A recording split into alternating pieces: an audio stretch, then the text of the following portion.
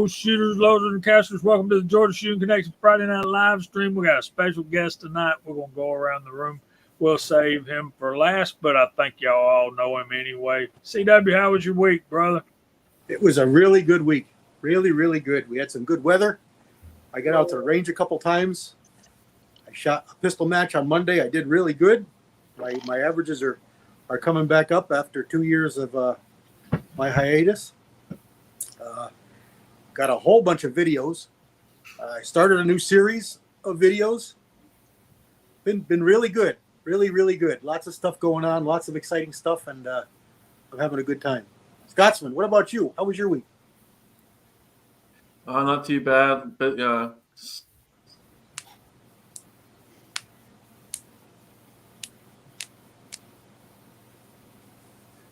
out.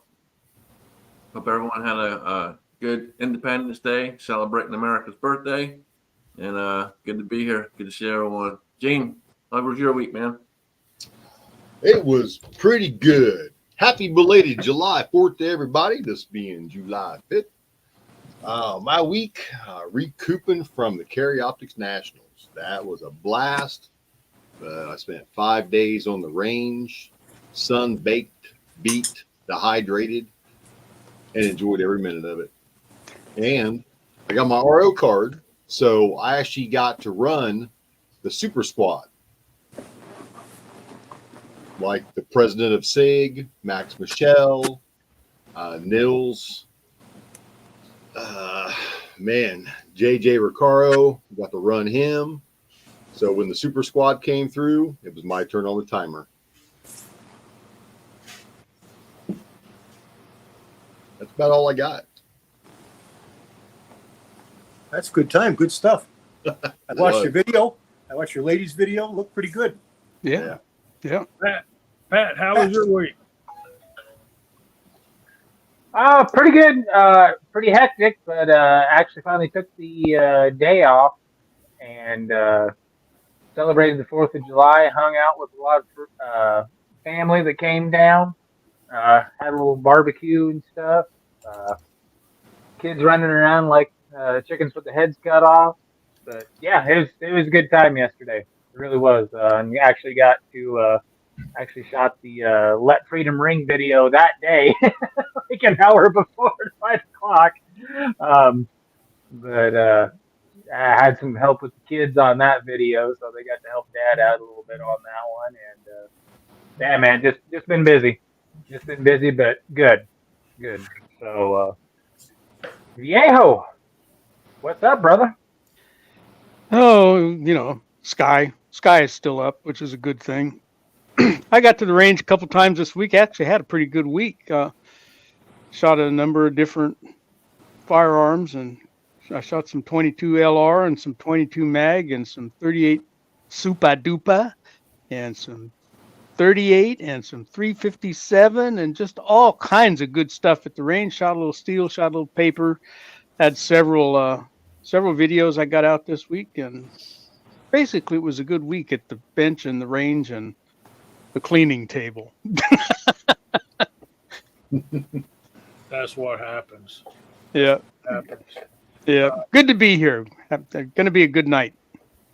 Thank all y'all for being here. I want to, just before I introduce our special guest, I'll say that I've been off all week.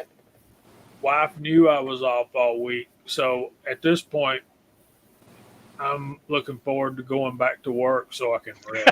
And, with that, no further ado, welcome Six Shooter Texan. How you doing, buddy? All right. How y'all doing tonight? We're honored that you're here. We're going to talk about Cowboy Action Shooting a little bit tonight, and anything else that other folks might want us to discuss. And I thought I had a sighting of the man of 10. There's Keith Gregory, and we'll go through the side chat here shortly. But we're honored to have you, Six. And but before we get into Cowboy Action Shooting, I got an email today, and I don't know if anybody else did, but it was from Classic Firearms.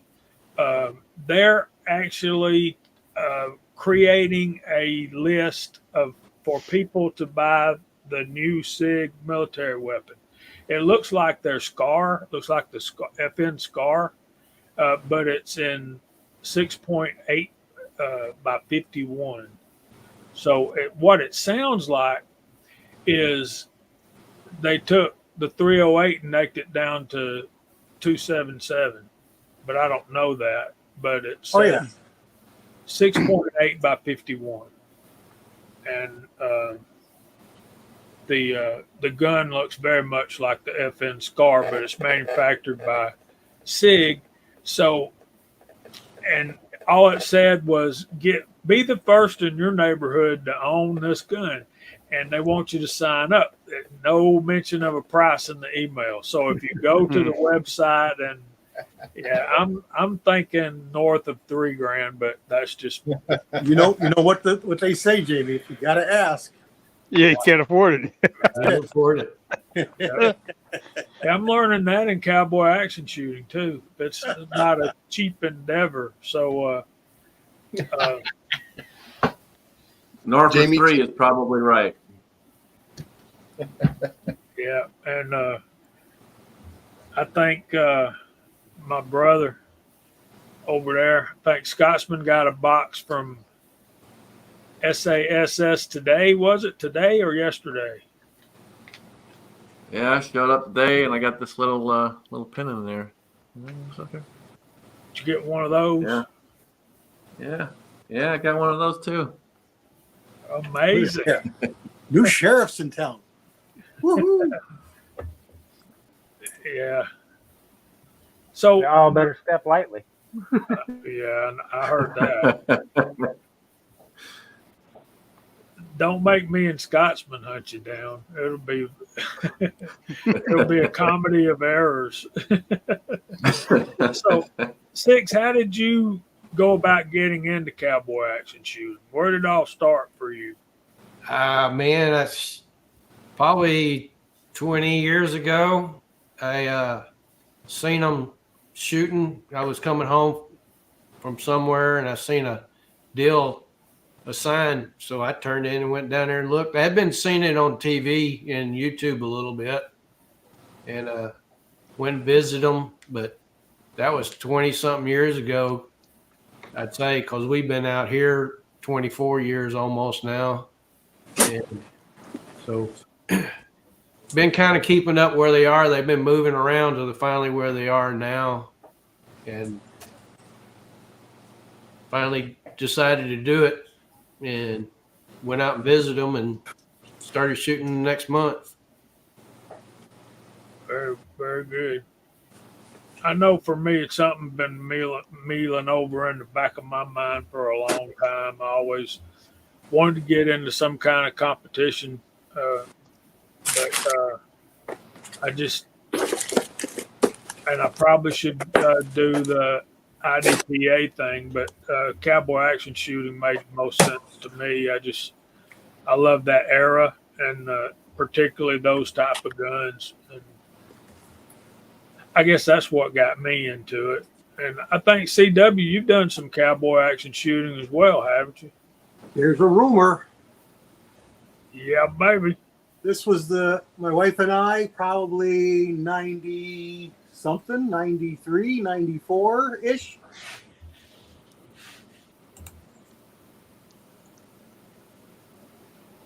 I don't know about you guys, but somehow a cowboy hat on CW's head just don't seem right to me. I don't know. I got married in a cowboy hat. You would. You did. would do that to your poor sweet wife. I did. They have weddings like that all the time. I know my wife, she works at a wedding hall and she sees it all the time. Yeah. Cool. Very cool. Very cool. Besides some of the other stuff she sees that you don't want to talk about. There it is. Look at that. Boy, she makes you look good. Boy, I'm sure telling is. you something. There's something else pretty unusual about that head right there, too, guys. It's got hair. It's got hair on it. Yeah. Actual hair. And not just a little bit. It looks like a good fair amount. Look at that fat face. Yeah, sir. Yes, sir. Boy, oh boy. That's cool. actually a very nice picture. Yes, it is. She's got that strawberry blonde, just a little bit of a red tint in that hair. Mm-hmm.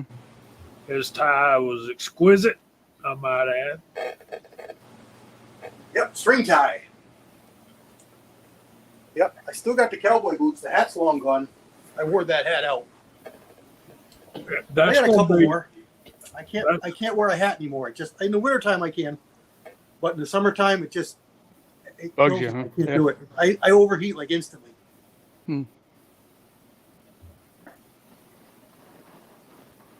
so we got a lot of familiar faces out there in the side chat. There's Willed and Well Armed. Good to see you out there, brother. Ron Darrell Adventures. That's one I don't recognize. Thanks for being here, buddy. And anybody else in the on the panel got any experience? I know with Cowboy Action Shooting, Scotsman's getting ready to get into it like I am. I've shot one match.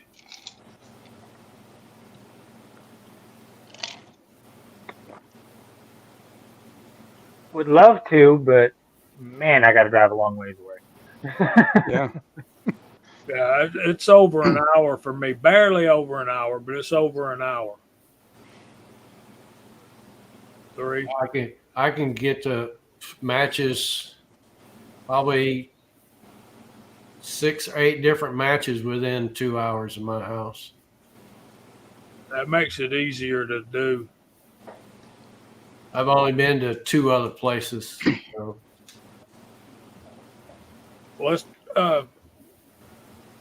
What about if we talk a little bit about the structure, because I don't understand it quite well myself.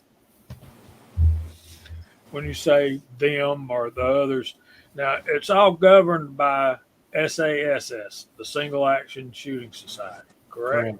Yeah. All right. Then you have events that are happening at different places at different weekends of the month. Like there's one up in Cleveland, Tennessee, and I forget the name of that. And the one I go to is, they call it at Ringo, but the name of the place is well, it's on a horse farm. Really, you have to take these little trails down through there, and it's called Tennessee Mountain Marauders is who I shoot with. And I don't know, how do you go about becoming a member of that club, or do you just show up and shoot? Or Yeah, you don't have to be a member of most clubs, as far as I know. I mean, I don't have to be a member at mine, but if you don't, they charge you more. And for $35 for a year's membership, it's well worth it if you shoot Heck yeah. quite a bit. So, but going to the other clubs around, our sister club, what we call our sister club, it's about an hour from me, and it's called Willow Hole Cowboys, and they're always we're planning things and shooting with each other all the time. I've only been up there a couple times though. We have a cowboy action range about 35 minutes south of my house. It's actually at a fishing game, and we do steel challenge there too. And they got a pretty nice setup. I mean, it looks like an old western town running down one whole side of the range. Yeah, most of them are kind of set up with some type of a scenarios like that. Have the jails, the hotels, the bars, and all that stuff. Yeah, it's pretty cool.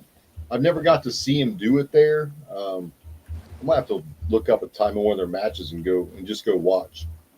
Yeah, when you start seeing some of these guys that are into it big time, it's like, how did they shoot all that so fast?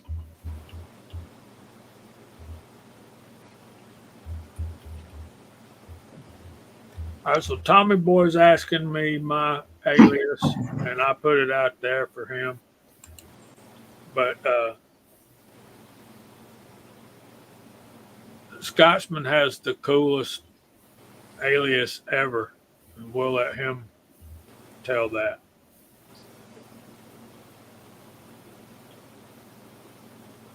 I'll type it out there too. You got yours out there. I'll type mine out there. There's Papa's Place. Hey, Papa's Yeah. Place. Hey, Les. We got Hobby's Hobo in here tonight too, all the way from Canada, eh? Old Henry, huh? There And you I'm are. Texas 6, if anybody didn't know that. So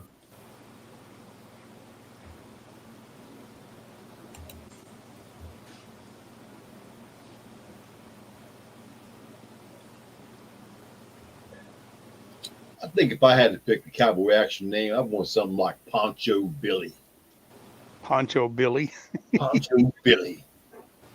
there used to be a deal on the SAS website. You could go in and you could type an alias in, and it would tell you if it's already taken.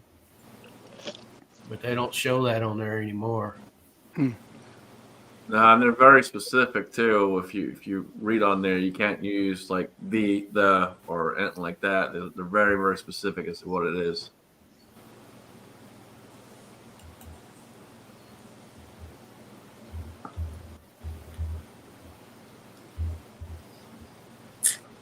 So,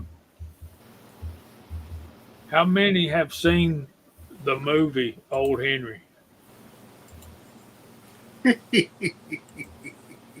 I have not seen that one. I don't think I've seen that one. I haven't seen it.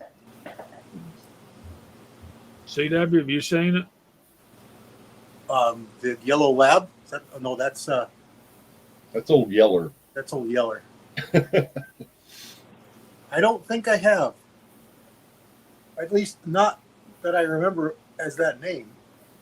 You'd remember it. It's a really good movie. If you guys haven't seen it, go watch it. I'm not going to spoil it for you, but go watch it. It's a really good movie. It really is, and that's why when we were texting the other day, and he told me his alias, and I'm like, "Dang man, that's the coolest alias ever." But and he knew right away I'd seen the movie after that. So look at that. That's a nice alias. Look at that number too. My number's got 6 digits, Walks. Mine does too. It's 104 or something like that.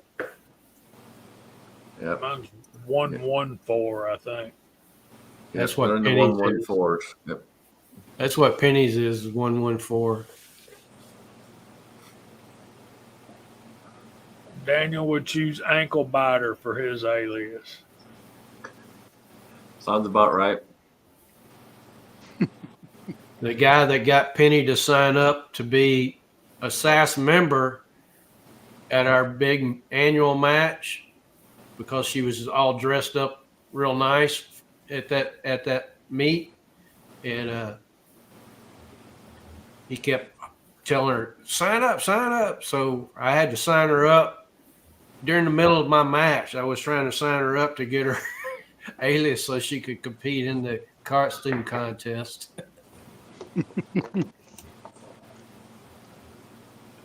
Big Al, I came real close to just going with Preacher. Just plain Preacher, no 2 words, nothing, because of Pale Rider. Yeah, the guy that was trying to get her to sign up was going, you need to be called Sassy Penny. And I'm over there, and I've already typed in Texas Penny and sent it. She goes, yeah, I could have used that Texas Sassy Penny, but she didn't get that name. So Wife is Darling Clementine, 1860. See, when you get in that early, you got your choice of aliases there. Yeah. So we had. I was telling y'all in the before the chat started, SAS badge number 1 lives right here within a few miles of my house. Him and his buddy from out in California started all this. He's Cool. Judge Roy Bean. That's cool. He still shows up. Him and his wife. His wife will shoot with us sometimes, but he doesn't shoot anymore. Okay, so I'm starting to get this theme here. I'm racking my brain, and Walks finally tells me, and as he puts in, his son was Walks Jr.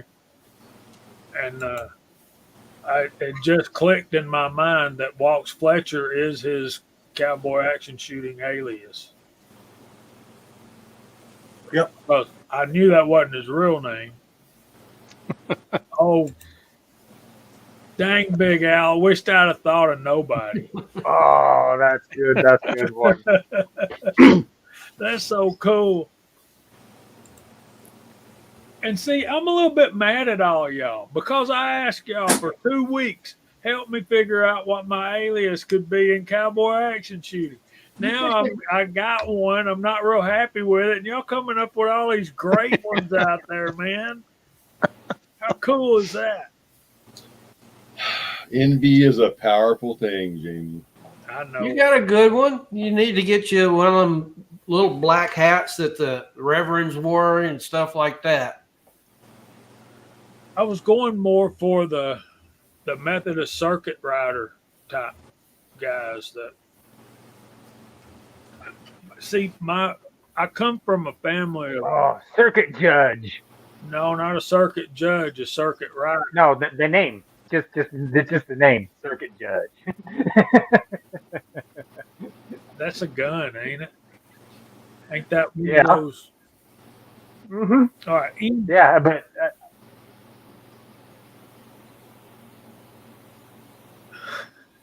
Dang, Walks. Thanks for so much good support, buddy. Yeah. All the good aliases were taken years Taken 10 ago. years ago. They were. Yeah. Yeah, Just all Walks the- right there to boost your ego right on up there. Yeah. Well, I mean, look at the numbers he's got, man. Look how early he got in. Yeah. I think he said 88. Yep. He's been a long time. He said earlier that they were SASS was formed in 1986,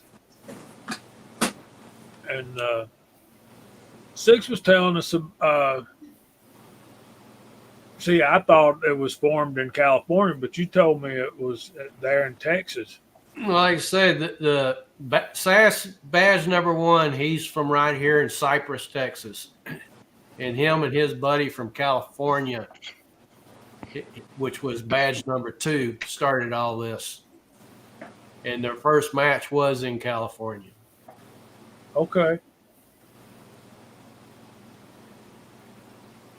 But and I've talked to him or more of his wife at our last match, and she said they started this thing just as a fantasy role type thing. It's not really competition, you know.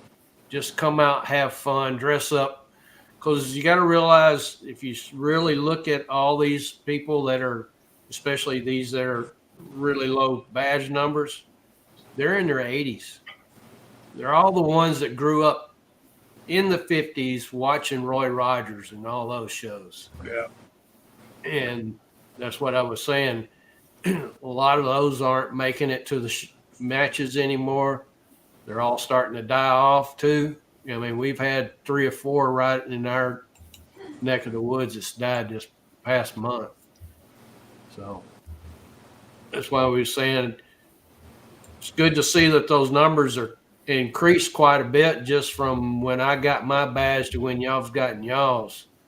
That it's been growing still, but I don't think it's growing at the rate it should be to keep up with the people that's dying off. Well, we see the same thing in Christian Motorcyclist Association too. It started in 1975, and there's, you know, I do have the belt buckled Big Al. It's the same thing there. It's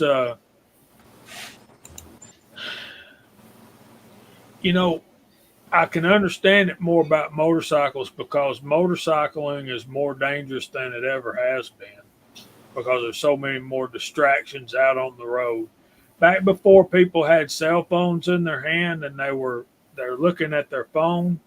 Back before that, motorcycling wasn't so bad, but nowadays, and I think what's caused me of course, I had family stuff going on. My dad was getting sick. I had to get out of leadership in CMA, but I'm thinking seriously, and I know Gene is too, about selling my motorcycle and just getting out of motorcycling altogether because of that, because of the danger in it. But Cowboy Action Shooting, it could be so much fun and so much good times, and you know, like you were saying, Six, the dressing up is part of the fun. And that's what a lot of them. Then that's what they go for, is they just love the dressing up, and the shooting is secondary to them. We got one lady here. Matter of fact, one of her cameo pictures was in the guy that does every Saturday morning, Arizona. I can't think of his name now. Santi. Yeah, Santi. He did a cameo of her. She makes everything of her own, and she likes making woolies. If y'all ever seen those, and the big sombrero hats. She loves that dressing up, and she wins every time she goes to these big matches. She wins costume contest, and she places pretty good into shooting too. She's usually up there in the top 10. Yeah, see, I ate lunch with her last weekend. Her name is Shot Glass, and her husband is Texas Jack Daniels, which is the president of our club. And she is now the SAS costume administrator. Right. And she's a big deal. Yeah, they live right here in Magnolia with me. They're fixing to move though up to north of somewhere up in the Panhandle. So I got my first magazine today, and I guess we should plug that a little bit too. It's called the Cowboy Chronicle, and I guess this is monthly. No, I don't think it's monthly. Quarterly, maybe. I'm not for sure. It says July 2024, and there's an ad in here for another magazine, but I think you have to subscribe to it.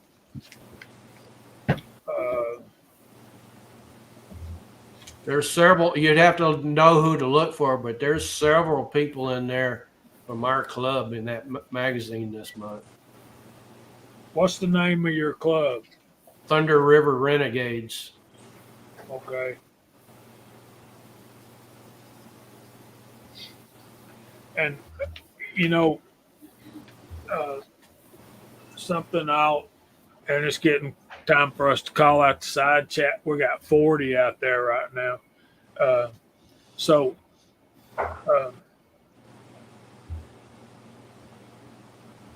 It has walks. He says degenerated to speed. There's RTAC. Hey, RTAC. Y'all say hey to RTAC and daughters. Hey to RTAC and daughters. Now I got some questions to throw at you. Now I shoot USPSA, and I know what that costs because I looked at a pistol today that was $3,000. Sweet, but That's what you can put into a pistol for USPSA on the mid range. That's not the high or low, that's the mid. So if somebody wanted to get into this, what would they expect from a financial basis for the costumes, the firearms, and everything else that's involved, the membership, and the club fees to shoot? What would be involved in this on a base level to get started? Well, you're going to need a shotgun, a rifle, 2 pistols. You can go from the cheap end all the way up to the high end straight off the bat if you want to do that. And then as far as clothing goes, you'd be surprised at how much some of our members finds at thrift stores and stuff like that. Or you can go online. There's a couple of places online that do nothing but authentic clothing for that period. But as far as guns goes, like say, you can start cheap if you want to. Use whatever you got. If you happen to have a couple of Rugers, Blackhawks, that'll work. But you have to watch for your classes or categories that you shoot in, because they might not be legal because they have adjustable sights, stuff like that. So you just have to figure out what you want to do and then see if you have the guns for that. If not, I always suggest go to a match and see what's going on. And Jamie will tell you this: when you get there, they're going to try to get you to shoot with their guns. You'll find out pretty quick what you need. Yeah. But,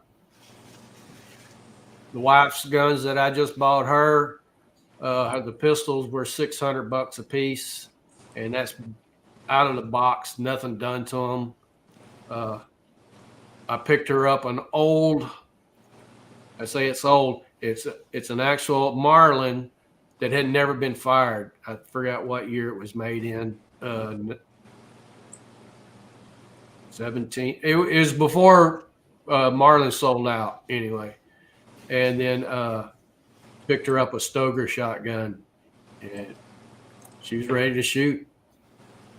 But then now she's cost me more money on top of that. Well, now the shotguns, does it have to be a double barrel? No, you can use Waltz. Fletcher might be able to do it, tell me better than this. I want to say it's a 97. The 97 or a 94 one is that pump, Winchester pump. Yes, Marlin's got one that's legal, the Winchester 97, and single barrel H&R types. They were around back then, the hammer jobs.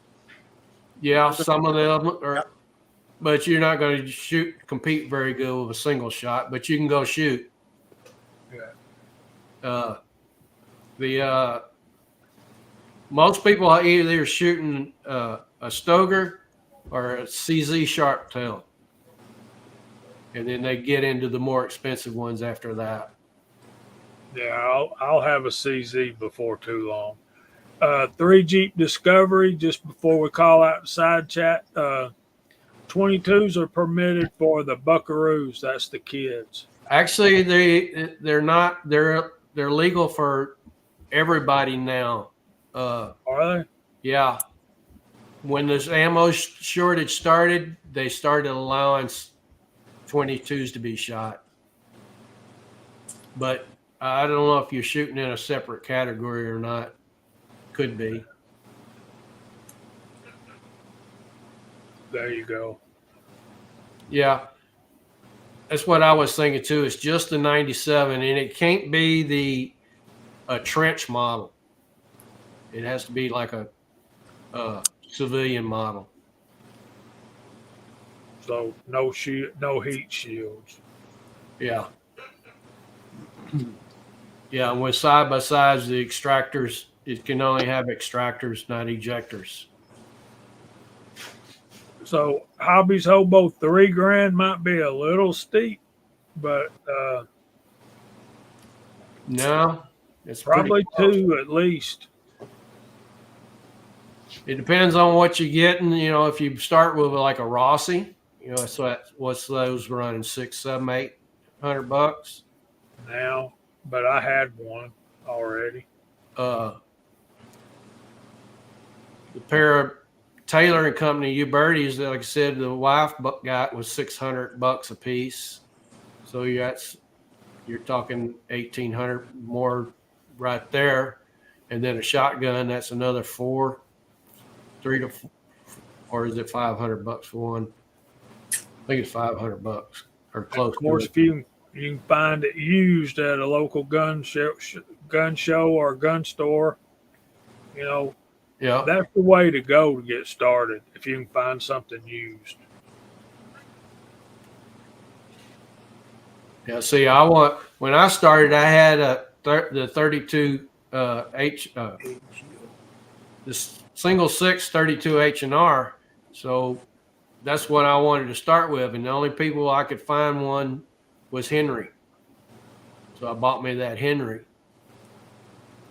And Henrys are okay to start with, but they're not going to get you any speed record. And you had a lot of problems with that Henry to get started with it, didn't you? As I recall. And that's mainly because I couldn't find the 327 brass. No. It's technically chambered in 327 until CW sent me some brass finally. Happy to help. And that did help some of the feeding problems with it. All right, so Walter, would capital CAS be okay to? Exactly what I was thinking right there, just like that. There you go. So Walter's in there first. And he's on the panel. CW Longshot's on the panel, and in the side chat, reloading from the hot pot is as well. So is Six Shooter Texan, GGW Outdoors, and they're gone. Man, I'm glad I have a mouse. So we got Fluffy 10mm Jeep Guy, 3 Jeep Discovery, Duffer 426. Pat in the Bunker is also on the panel. Ron 2A Matters, Agorizer. I hope I've said that right. And I know I say that every week too, dude. I'm sorry. Tommy Boy's out there. Papa's Place. Mr. Pollard is out there. Dale Pogue, Andre D'Angelo, Edward Petty, Thor's Axe, and Mario. Count us down, Walter. Here we go. In 3, 2, 1. All together. Hey! And we got Mario is obviously there. And Tactical Bud, one guy. We got Daniel God as my judge. Walks Fletcher. CAS, yes, CAS. There's Mario again. Hobbies Hobo. And I think that's everybody. You're a good bunch out there.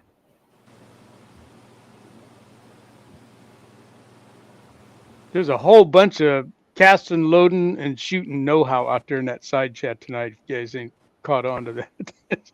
A lot of experience. Boomstick 22LR and Boom's here. I missed Boom. He just got here. Okay. Or he's been hiding and lurking. Yeah. All Hey there, right. John. Thank all of you guys for joining us this evening. And so back to the subject at hand.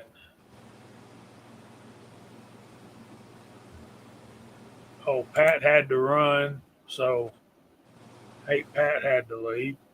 But at least that gets Walter out of the basement, right, CW? Yep. Yep. I got a reprieve.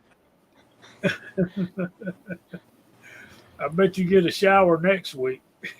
Yeah. What am I thinking? We're talking about Cowboy Action Shooting. Everybody knows cowboys only take a bath on Saturday night. That's right.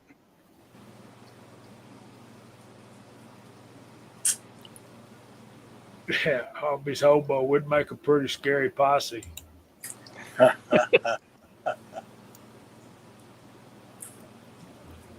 Talking to pricing and that though, I was looking on the Weston store earlier. They're not too badly priced. Most of the stuff starts around $50, so it's not too bad. Yeah. Now, if you want to get all the guns that you're going to need or eventually going to end up with, your best to be is go ahead and go to either Cimarron or Taylor, get you a U-Birdie 1873 rifle, get you a pair of Ruger Vaqueros, and the shotgun that you probably a CZ or a higher end gun, and then you're set. You don't have to worry about it. You're done. You know, like me, I bought a pair of single sixes, and I'm fixing to end up with probably a pair of Vaqueros next. But I'll have a backup guns too. Take with you in case something breaks down. And then you're talking about, yeah, you can use cap and ball, and there's actually one category that you can shoot that with for black powder stuff. Yeah, But you but can it's use them. all black powder. I forget the name of it too. There's a couple different categories for that. And see, and that's another thing too. If you plan on really getting into black powder, you want to get the guns that'll match that, because like my single sixes won't work in that category. You have to have fixed sights on those. And you're probably going to end up wanting to be 4440, because that's going to be your smoothest running of the black powder to run black powder. Here's another good question. How many people can shoot in a match at one time, or do they split up into groups? They split up into groups called posses. The match I shot last weekend, or the weekend before last, it was we had two posses, and we had there were 5 stages, and there were three. What do you call them? 3 shooting areas. Three ranges were. You talking about each window on each stage? No, there's 3 different stages, but there were 5 stages, and the 2 odd stages were different variations of the targets that were already set up in these 3 Oh, okay. 3 bays. Let's call them bays. Yeah. See, we got 9 stages at our club. You got 9 bays. Yeah. Wow. Technically, we have 10, but one of them's not set up.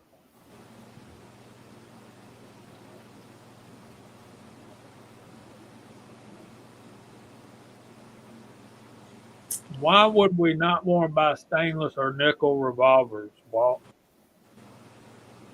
That's why I put it up there. Nasty reflections.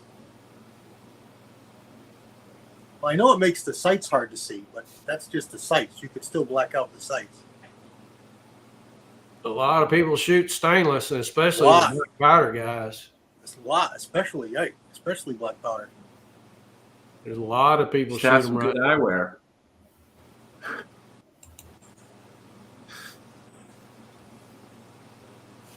Just have some good eyewear, you'll be all right. Yeah.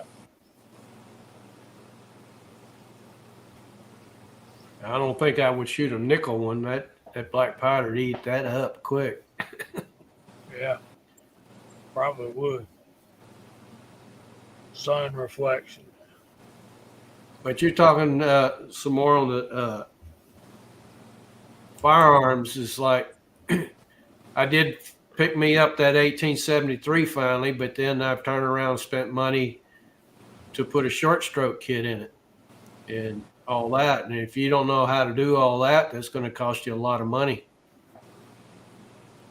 The short stroke kits are, I think, $2.25 plus to have them put in. If you choose to have them put in.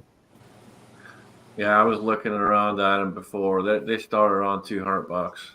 Yeah, and then they got short stroke kits for the pistols too.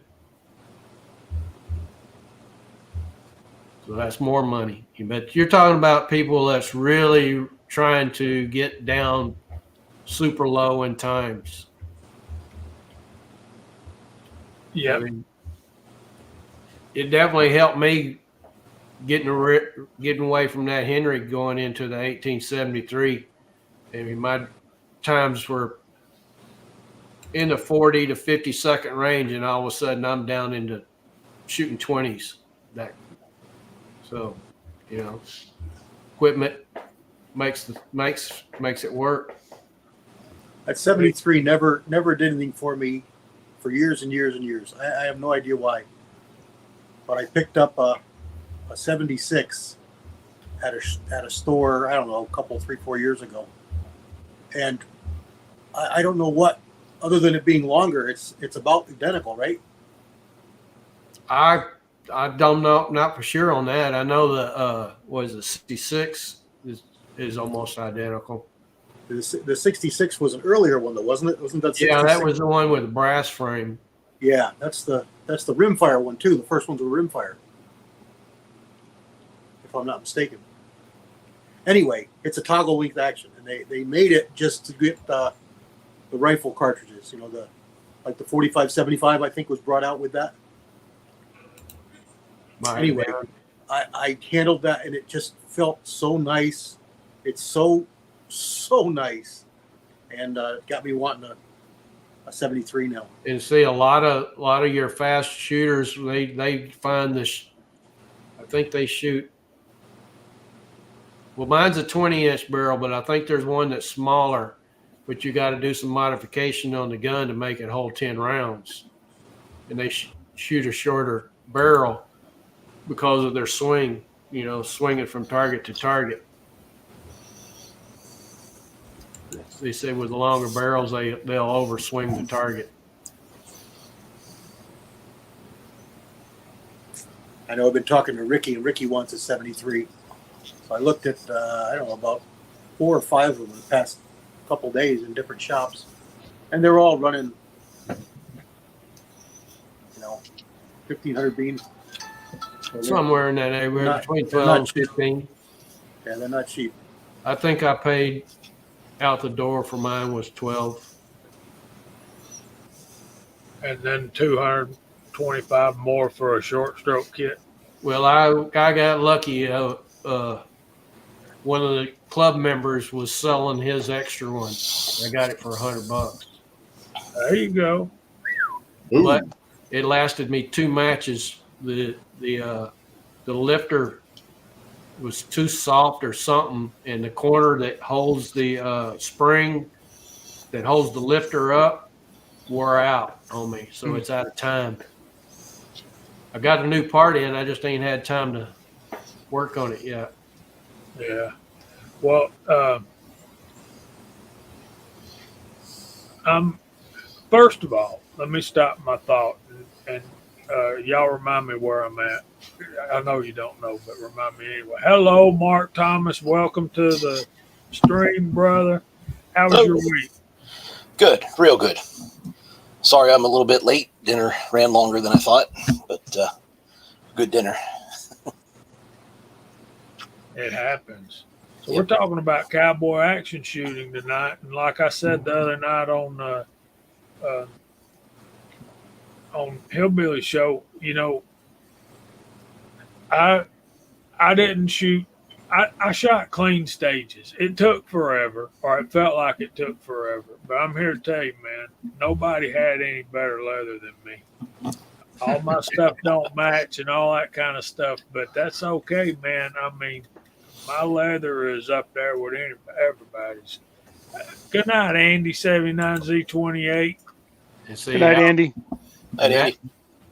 Not Andy. Night, Andy. You see, that's another thing. There is all the leather you're gonna need. Yeah. So My wife has a holster on order. It should be here. He's supposed to have it finished sometime this month, and it's pushing $1,000 for it. She ordered that some time back too. It's been several months, hasn't it? Yeah, That you've been waiting for that. Been a while. Most leather is like that. You order it, it's not in Yep. stock. You gotta wait for it. It's custom. Oh no, this guy's custom makes everything. Yeah. I mean, she talked on the phone with him for a couple of weeks before they settled on what she wanted. But it's going to have the shotgun shell holder built into it and several extra rifle bullets already on it. And it's designed for a woman, what they call a what do you call that shotgun, Penny? Or your belt?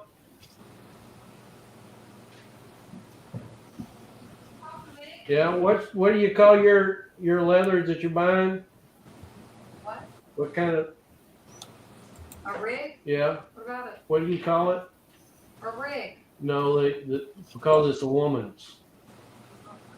They call it different things. It's something that I forgot what they call it, but it has a curve. it's curved to fit the women's hips. Mhm. Margarita was one of them. I don't know why they called it that. One was margarita. Yeah, margarita something.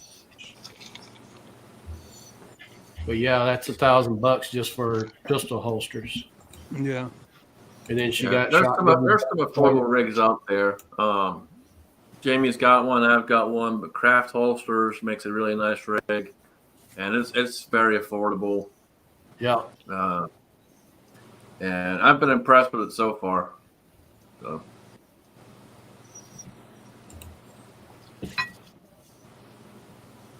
I mean, the set I got is dirt cheap ones off of eBay. I think I paid less than $100 for everything. Wow. that's cool.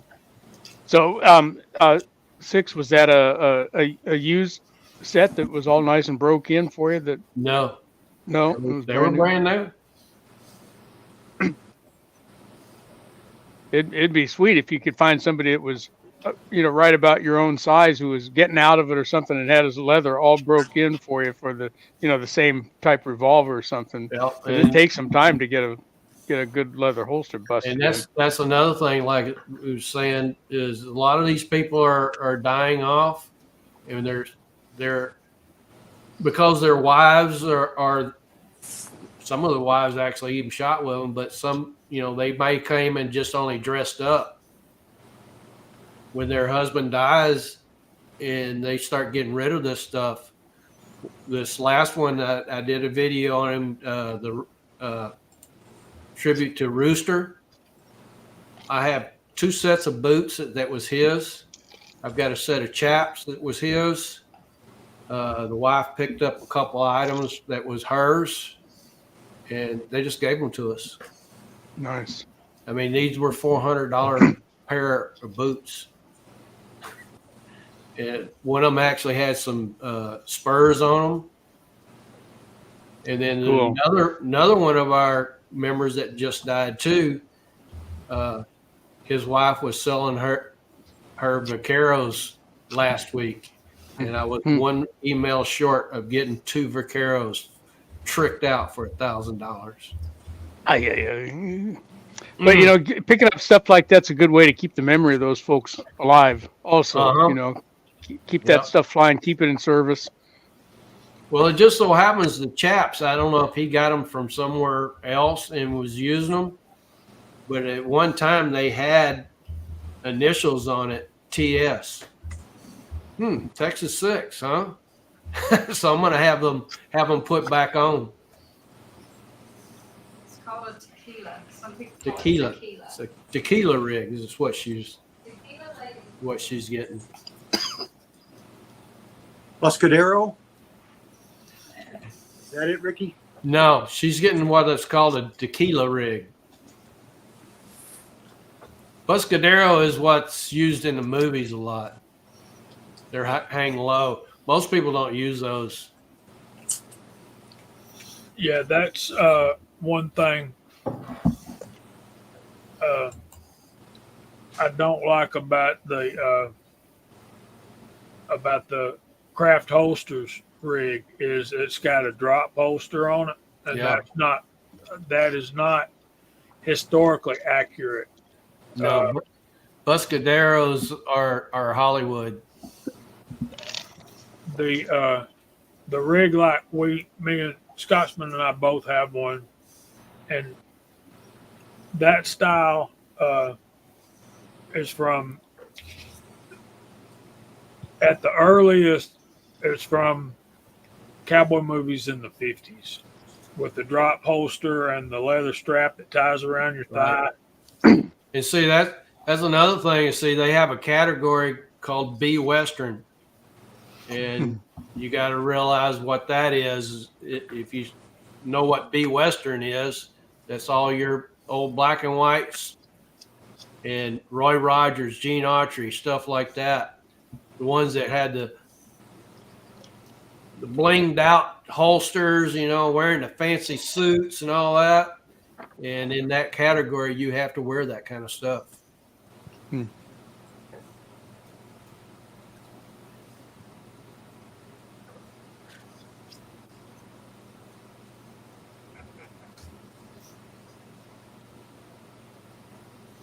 But they got a lot of categories that are just age based, so you can shoot just about anything you got.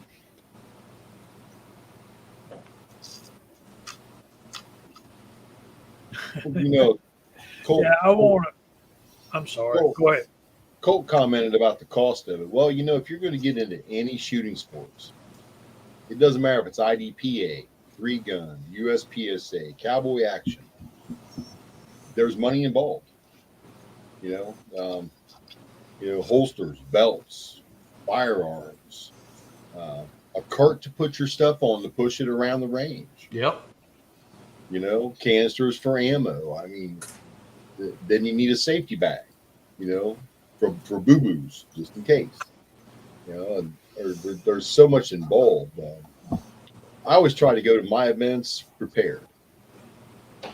I'm the one with the cart with the big umbrella mounted onto it. That's what I got to do next. I got to find me an umbrella mount. Got the umbrella, just haven't found the mount to put it on the cart yet. Amazon.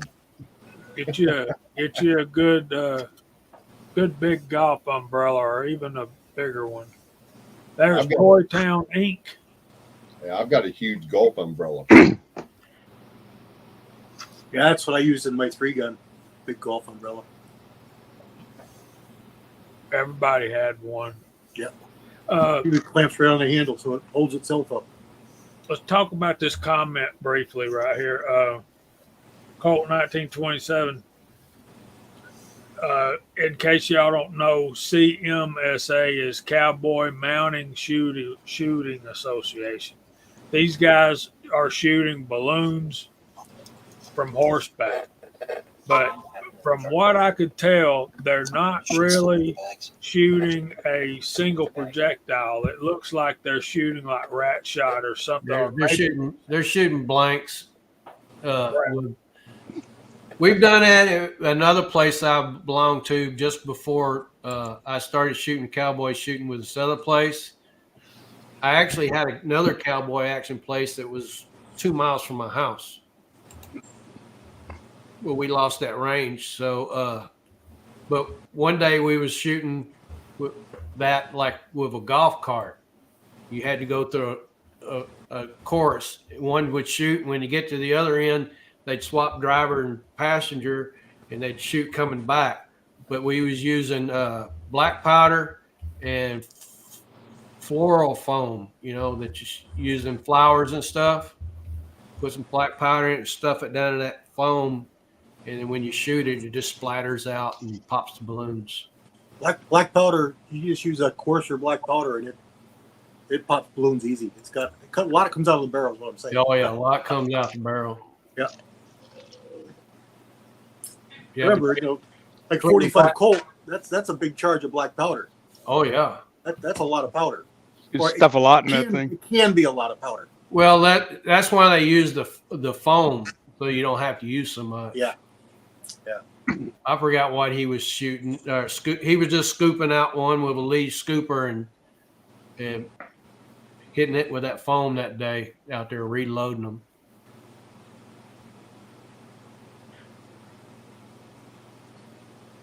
So, like I said, I've shot one event, and already I can tell that I need to work really, really hard on getting my shotgun shells out of the belt and into the shotgun. It's a lot of practice on that. Try it with just the barrels. You can break yours down pretty easy? Yeah. Try it with just the barrels. Just pulling them out and dropping them in the barrel. That's all you need to practice with, really. To get them out of the holster and into the barrel. That's all you need. Any luck fitting that 16 gauge, Jamie? Nope. Not yet. My coach gun 6 is I'm sure it's Turkish made. It's ATI Road Agent. Yeah, I remember which one you got. And I did a video on it, tearing it down. I've done a lot of work to it to get it to where to shoot. As a matter of fact, Gene helped me with that. He Cerakoted my barrels for me. And it looks really good now. It's still got some pits in there, but, we can't, it looks a whole lot better than it did. So, I did not want to take sandpaper to another man's barrels. I understand. So I just bead blasted and sand blasted them down and got all the rust out of there, and then just sealed those pits in with Cerakote. There was just something about them.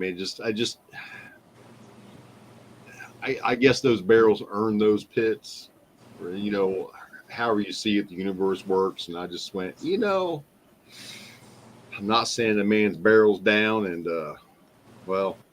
Bead blasting is nice. It leaves a nice finish anyway, and it hides minor pits like they were never there.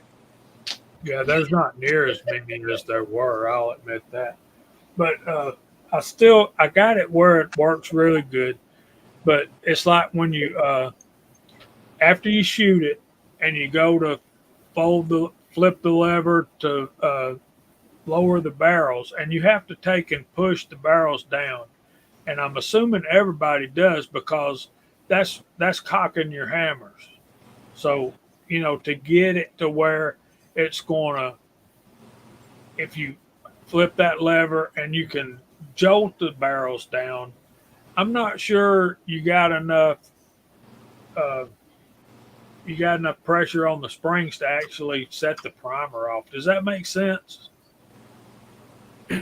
Yeah, but when you really get into some of those guys that's tricking them out, and I haven't showed it on any videos either. I showed the basic of taking a stoger out of the box and trying to break it open. It's like over your knee, trying to get it to open, to where you just flip the lever and it'll fall open when it's cocked.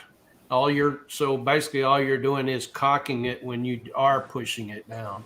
Right. There's no other resistance in there. But then I've done those videos on that, but I haven't showed a video where I've gone in and modified a lot of the insides of it. Because, I don't want, YouTube ain't going to let me show it anyway. So what's the point of putting it on there? Put it on Rumble. Be a Rumble. Yep. Be a Rumble. Yeah, well, that's where the other ones are anyway. So, but I shortened the firing pin springs on it, or not the firing. The hammer springs. I've shortened those, and did a lot of polishing down inside of the gun too. So, and I did that to my Rossi 92 back there. Y'all can see it. I got a spring kit from Palo Verde for $30 and got my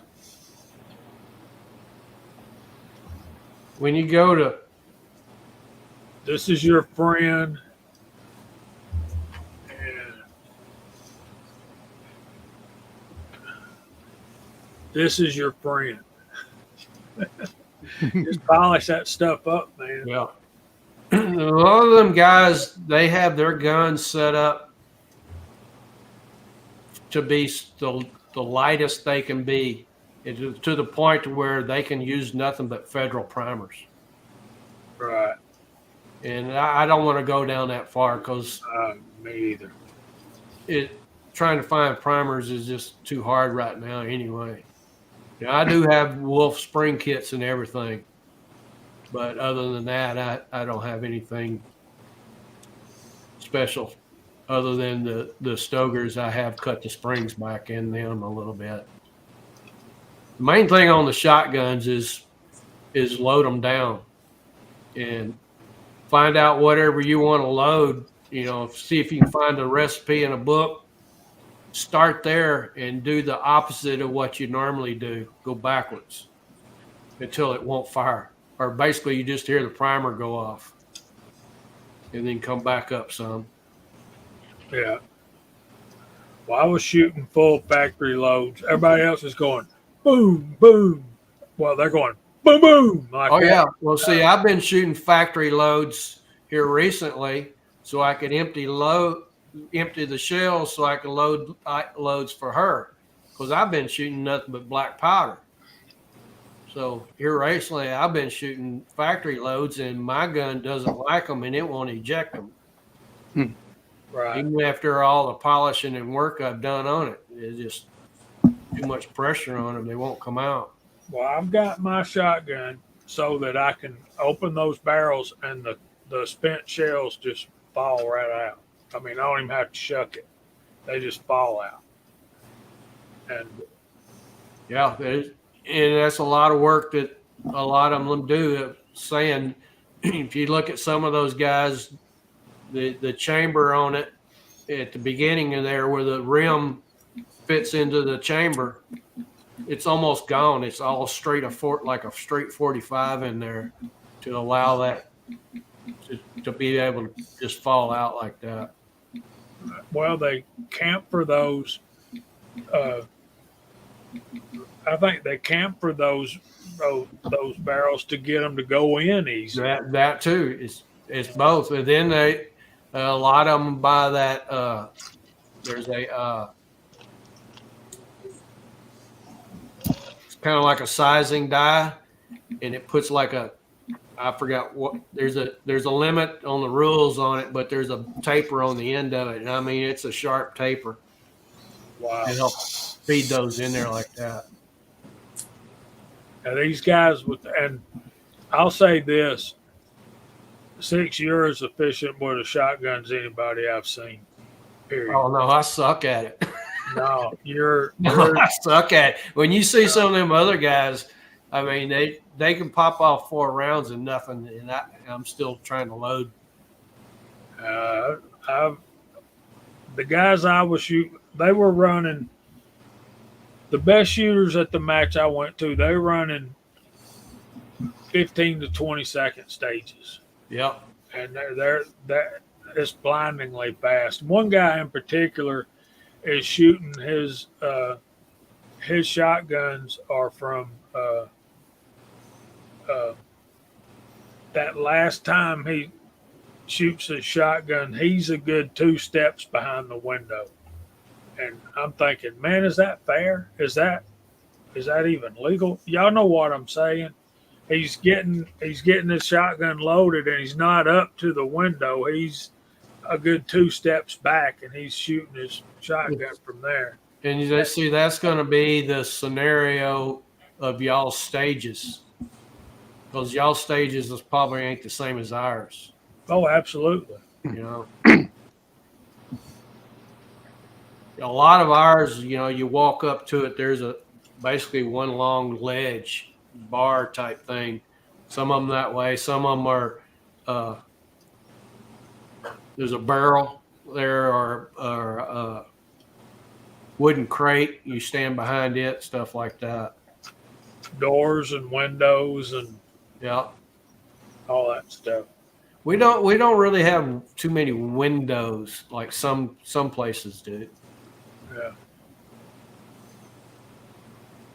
But every club you go to, they have totally different setup. Some of them they don't have nothing out there really other than something to put your gun on. They're just wide open because they actually move up and down the range. All right.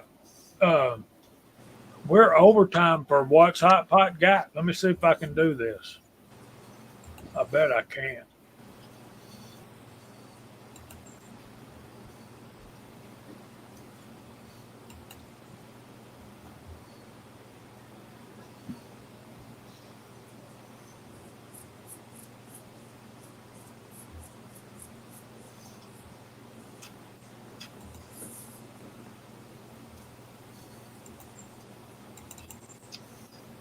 I don't have your picture, Gene. I'm sorry. Oh, man. Oh man. I know, right? Grab a screenshot. There you go.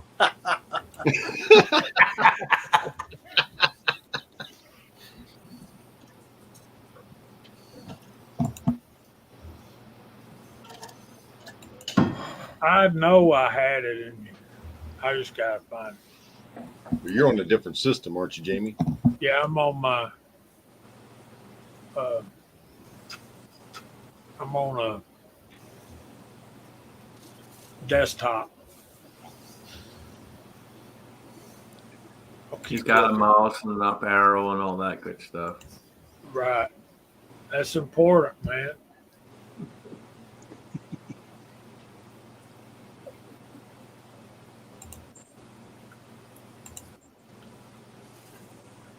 Wait a minute.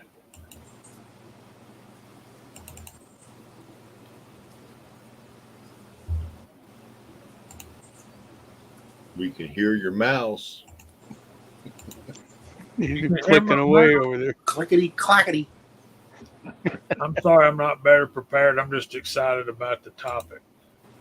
Head up arrow working.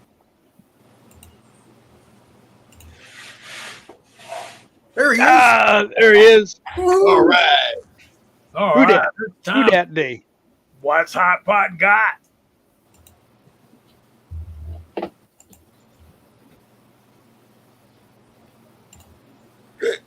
Hot Pot. Hot Pot brought something in tonight to commemorate the topic. So I have tonight, let's see if I can get this camera to focus in. There it goes. There it is. In and out. In and out. It's a 32 Smith & Wesson 38. short. Or 38, I'm sorry. There it is. There we go. It came in for a minute. I hate this camera, man. I'm going to poke it. We're going to give it the What's Hot Pot Got.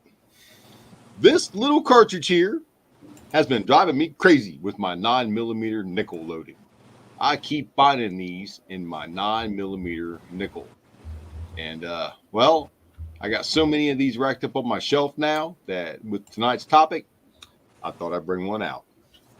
So this is the 32, or 32. I keep wanting to say 32. 38 Smith & Wesson short, also commonly known as the Smith & Wesson short, referred to as such to differentiate it from the 38 long Colt, 38 special. It was designed by Smith & Wesson in 1877. Versions of the cartridge were the standard revolver cartridges of the British military from 1922 until 1963. Though it's not interchangeable. It's a 38 caliber, but it's not interchangeable with a 38 special. It was produced from 1877 to present day and is commonly used in cowboy action shooting. This little cartridge is. I'm going to get a different webcam. That's all there is to it. I hate this one. I'll throw that in there. The bullet mass type that's used on this is a 158 grain. a 195 grain, and a 200 grain. Now, Cowboy Action Shooting does do quite a few different loads. They do 38 specials. You can use 45s is huge in Cowboy Action Shooting, but this one is a nice little load for it. Nice heavy bullet weight with a 200 grainer in there is a nice little impact. So you will definitely be hitting your steel plates and knocking over any poppers you may need to get to. I get that to focus.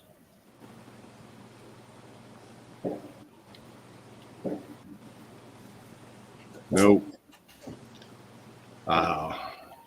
Such as it is, new webcam's going to be ordered. I don't like this one. But pupils out there, that's what I got tonight to commemorate the Cowboy Action Shooting is the 38 Smith & Wesson short.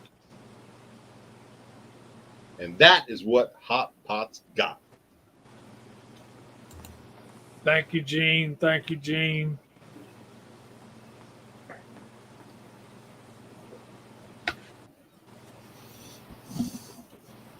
So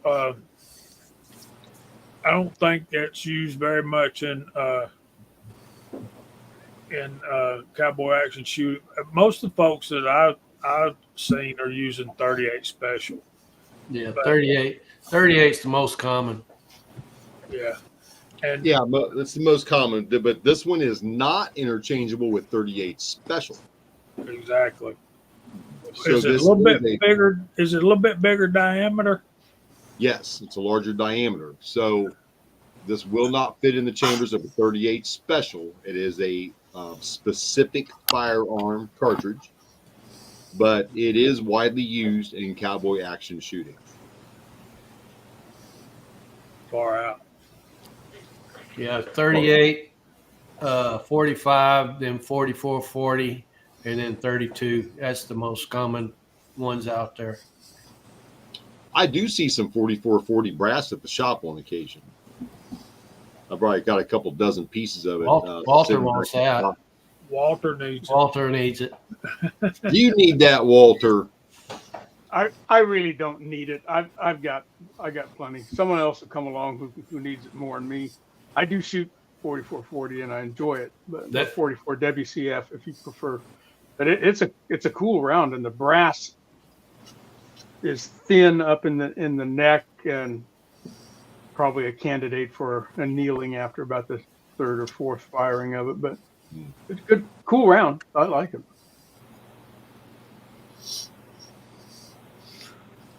So if I send it to you, you wouldn't send it back, though. I would not send it back. All right. I got you. I do have some, but it's scarce, at the range where I'm shooting, other than where they're doing the Cowboy Action stuff, and you know how those guys are. They're not leaving any of it behind, and nobody. I've never seen anybody in the year that I've been shooting at this new range. Never seen one other guy shooting Winchester centerfire. It's just not all that popular outside of the Cowboy Action stuff. I don't think. I don't know why. It's an interesting old round. Modern firearms chambered in it. You can shoot 44 caliber bullets in it pretty easily. So there are lots of casting and stuff you can do. The majority of the people that are shooting it in the Cowboy Action are shooting black powder. Yeah. And that's because it lends itself better with the bottleneck for feeding with a dirty black powder. Yeah. That's what I wanted to get when I get mine, but being it's so hard to find right now, it's like I just went ahead with a 38.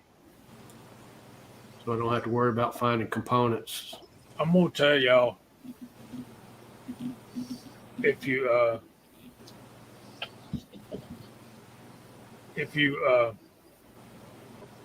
go to a match and there's guys there shooting black powder, the sound and the report, and I mean, it looks absolutely awesome, but it sounds so different than smokeless powder. Yeah. Oh yeah, it's got a thud. Mm-hmm. When you got somebody that's shooting a full load, you know it. They got some funk to them. Here's a question that I hate to answer, but I will. most cowboy action shootings, shooting events, Rich, do not allow jacketed bullets because they're using steel targets, and you're really close, and you'll get hit by splatter if you're using jacketed bullets. So if you can find some factory cowboy loads, then yeah, probably. A Ruger Red Hawk's going to be. You got to have a single action, so Yeah. it's going to have to be a Black Hawk. So That's a what I Red was going Hawk, to say. Yeah, a couple things going on there with his comment. yeah. Well, there's a lot of things going on with that too. One is they want to use lead because that's authentic. Period. Correct. Well, number one, if it's a cowboy action load, it's going to be lead. That's Right. what a cowboy action load is. It's a light lead bullet load. Correct. Ruger Red Hawk is a double action revolver, so that would not be used in cowboy action shooting. Yeah, Red Hawk. Yes, 44 special cowboy ammo could be used in a Red Hawk, but it wouldn't be applicable to a SAS match. Because the Red Hawk is double action. Right. Now, Walks out there says that 38 Smith and Wesson is not used in SASS. But I researched it. And I went through a couple different forums. I went through an SASS forum. I went straight through Google before I brought this out. It says here 38 Smith and Wesson, 38 Special, 44 Special, and 45 Colt are the most popular cowboy action cartridges. Is that They may not shoot it. They may not shoot it where he's at, or in that area. I don't know. Maybe he's never seen anybody shoot it. But You would as far probably as need to really look at the rule book and see what they say, because I'm not for sure either. what's the big thing when you Google like a caliber, it comes up right away all the time?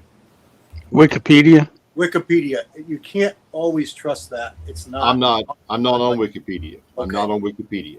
Okay. I actually Also, I with looked Roger, on- Roger's been shooting cowboy action a long time, but I don't believe he's been shooting for a little while. So the rules may have changed since the rules he's stating. Yeah, you got to be specific on it, because the rules. That's the main thing, is get the rules and read through the rules. You got to do it to know what's going on. Our rules for USPSA changed last weekend. There was a tweak to a couple different parts of it. So the brand new rule book that they gave me as an RO had already changed by the time it was printed. So this came out in July 12th of 2019,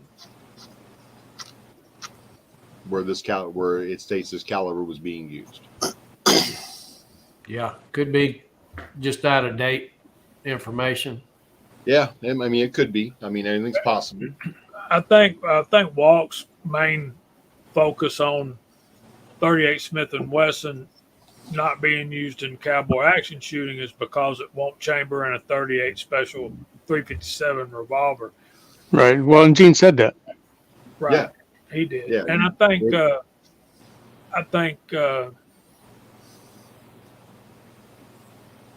think it could have been, and it may be like the 4440 is may be a black powder kind of thing as well that we're not that familiar with.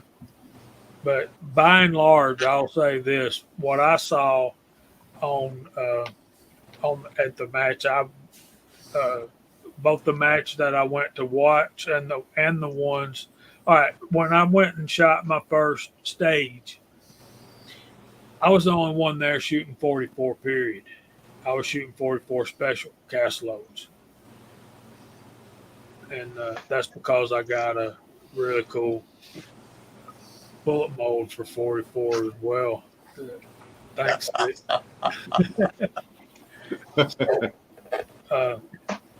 Yeah, and the trick of all of that stuff is going to be getting your loads right. Because trust me, you're so close and the targets are so big, you almost have to. You're either in too big a hurry, or you're not paying attention if you miss. I mean, seriously. So You're basically, cowboy action shooting is from the stages I see at where I go shoot Steel Challenge at. It's pretty much like Steel Challenge. There's different clubs have different stuff. Yeah. And I know Waltz doesn't like some of it because of what they've done is they've made the targets so big and so close that it's not really any fun anymore to them. You know, but there are still some clubs that still shoot the smaller targets at a further distance. Yeah, the club that I go to that I see the stuff. I mean, there's different stages. Some stuff's up really close, but other stuff is laid back. Yeah. You know, You it's just like a Steel Challenge stage, but you're using 3 different firearms. Right. So it's a combination between Steel Challenge and 3-gun with the Western twist on it. Yeah, that's all it is, kind of. Yeah. The pistol targets are a little closer than the rifle targets are, obviously, and then your knockdowns for your shotgun, and that's all there is. And you go to every club has different things they want to do. The club that's shooting tomorrow, one of the stages is 7 shotguns. That's it. No makeups either. The other one was there's only one target. You pump everything on the one target. So it's basically just a speed run. You know, some people don't like that either. Yeah, but if you're going to play the game, I mean, there's different parts to the game. Oh yeah, there's all kinds. And that's another thing too is a lot of the older people, they want to shoot what like Waltz and them was doing when it first began. A lot of playing out, I guess you could say, you know, like you got to bust through the bar doors and come into the saloon, you know, then start shooting stuff like that. And then there's the people that are just wants to do the bang and clang and see how fast they can go.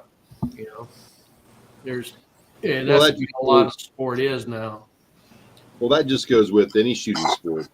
We had a stage this last weekend at the Nationals where you had to open a door and go through a screen door to get to the next part of the stage. Yeah. You know, a lot of people, I heard people going, I got to open a door. Yeah, you got to open the door. It's okay. You got to open the door. Or you got to hold a set of keys, you know, like the keys to the jail cell. You got to hold them. And you got to be holding them when you start. You put them down, you shoot, or do whatever you need to do, but you got to carry them to the next window, you know? Yeah. If you don't, then you get a P for procedural. Yeah. We had one. I got a question for you. You had to hold a paddle and a tennis ball, and then you together, and then you dropped them and drew your gun and went for the stages. So it made it kind of fun. Yeah, see, we do that once a month. We do stuff like that, and then the other match of the month we do just to see how fast you can go, basically. I got a question for you, Ricky. Yeah. So, at least with your club, and actually yours, I think, is the only one I've ever paid any attention to, at least on YouTube. When you step up and it's your turn to shoot, you utter a phrase. Correct. Of one kind, and it's always different. Is that just your shooter's ready? Yes, Or it's is it shooter's ready type thing. We did one. I got like the sheet like Jamie had the other day. This one I can't remember what it was now. Just the theme was about it was getting hot in Texas, you know. Yeah.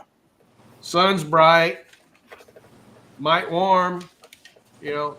And when you say that, you know, you say your line, then the timer knows that you're ready to go. There's all kinds of themes, like, you know, it might be associated with a Western movie or a song or something, just whatever. Yeah, these two right here, our line was America the Beautiful. And then the guy will say, stand by, and then you hear the beep. And when the beep goes off, you go, just like USPSA and all that kind of stuff. That's something we never addressed when we did the shotgun stuff. But a lot of the guys that you see, if you watch a trap match or a skeet match, they'll have their own sayings. You know, pull it. They'll say it a bunch of different ways, or they'll say this funny word or that funny word. So Yeah, it's just a sound. You make a sound to start. So yeah, I mean, we got some that guys that is just ready. pull it. You know, That's all he said. Ready. You know, but he's usually the one or the top two guys of the match every month. Yeah, some guys don't say the line. They'll just say, let's go. Like Yeah. that. And then there's some guys that'll turn a twist on it and do all kinds of stuff and just make everybody laugh, you know.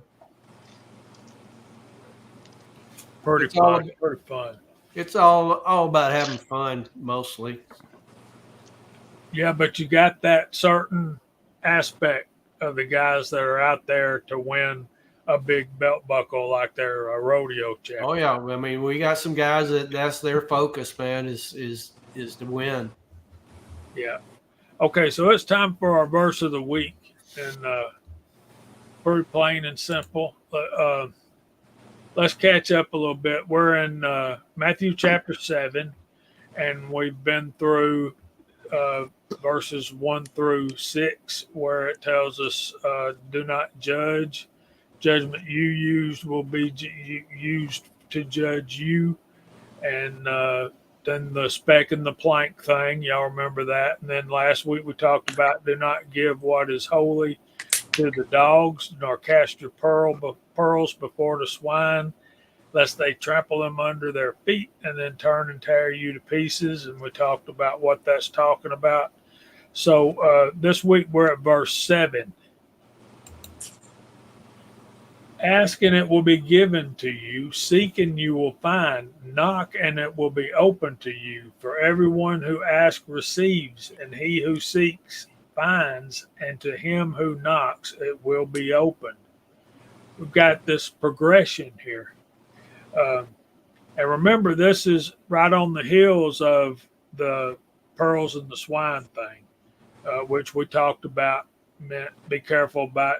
Don't expect people who are dead set against God and holy things to listen to you talk about God and that kind of thing. But here Jesus flips the coin here and tells you if you'll ask, you'll be given.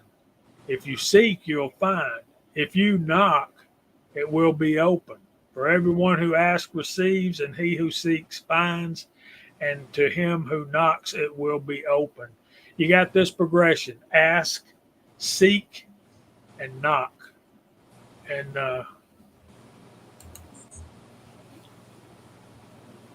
so the progressive, we see the progressive intensity: ask, seek, knock. Mm-hmm. Jesus told us to have intensity, passion, and persistence in prayer, and that's what he's talking about here. Threefold description of prayer: asking, seeking, and knocking. We see different aspects of prayer and different aspects of its reward.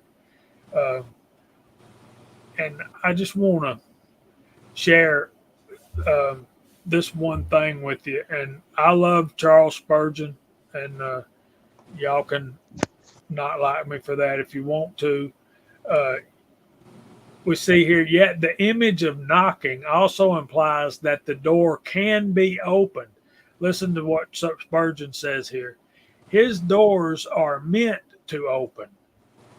They were made on purpose for entrance. And so the blessed gospel of God is made on purpose for you to enter into life and peace. It will be of no use to knock at a wall, but if you may wisely knock at a door, for it is arranged for opening. And Spurgeon, I just love Spurgeon's Mark there says, ask with confidence and humility, seek with care and application, knock with earnestness and persistence. So God is there for you if you will ask, if you will knock, and if you will seek. He is there and he is available. Comments? Sure, there's a lot of goodness in those two verses.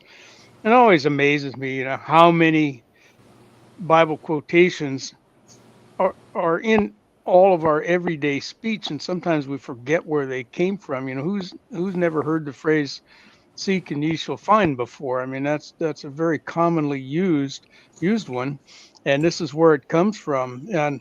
Um, and it's one of the things that I appreciate about going through all of these verses, particularly in Matthew here that we've been doing, is it reminds me that so much of the Sermon on the Mount is part of our everyday lives, even though we don't always think about it that way. It's a good reminder. And Jamie, I won't give it away if we're going to do the next couple verses, but the next couple verses after this kind of explain why it is that those passages are there. Why is he saying seek and you shall find? Why is he telling us, hey, ask and you'll receive? And he kind of gives it away when you get up to verse 9, I think, and it's kind of like, it's what I do. It's because what I do. I love it. I love it. Can't wait. Any other comments? If not, we need to hear from Scotsman and Mark. Do y'all have questions for Six about Cowboy Action Shooting?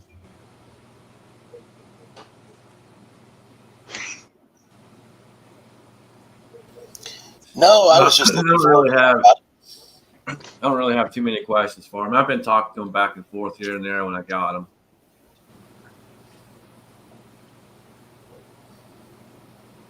All right, Mark, go for it. No, I didn't really have any questions. I was just looking forward to hearing about it tonight. It does look like a heck of a lot of fun, but as much as I would like to be involved in it, what I need another hobby for. Yeah, I'm right with you, Mark. I need a few more hours in the day if I'm going to do something like that.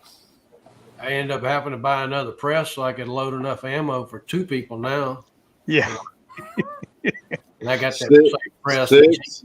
Six, I feel you, because if we could do a nationals, we need 600 rounds each. Yeah. And if we do locals, we need 200 rounds each. And we've got a lot of them coming up, so I have been pulling that handle a lot. Yeah, I got that same press you got, and I sure do like it. I love it. I love it. I love it. You get past its idiosyncrasies and get it running smooth, and the thing just cranks it out. Yeah, the other night I loaded 250 rounds in no time. I think you need to go blue, man. Go blue. No, I don't want to go that far. Nah. It's a long way. It is. That's too many moving parts for me. Keep it to a minimum. I'm good. Lee stuff does take you got to be willing to fiddle with it to get it to work right. Everything that I've gotten from Lee needs tuning to a certain extent, but once you do get it tuned up, it seems to work. The only problem I've had right now is the priming part of it. Really? Yeah. I hate that system. That I have had no problems with the primer part because of graphite and a paintbrush. Let me address this comment right here. Bulldog, one of the guys I was talking to at the match said that before I told him, I said, I'm just a deer hunter. And he said, I used to be too till I got started in this. And he's insinuating that in another 2 or 3 years, I won't care anything about deer hunting anymore. I'll be going to Cowboy Action Shooting matches. I'm like, well, my first competitions was hunter pistol silhouettes, and I used to shoot that for quite a bit. And I quit shooting it and hadn't been doing anything for years. And I finally started doing this. So it's always a hobby somewhere to do something. Well, I've learned really quick that dedicate all your time into one. Yeah.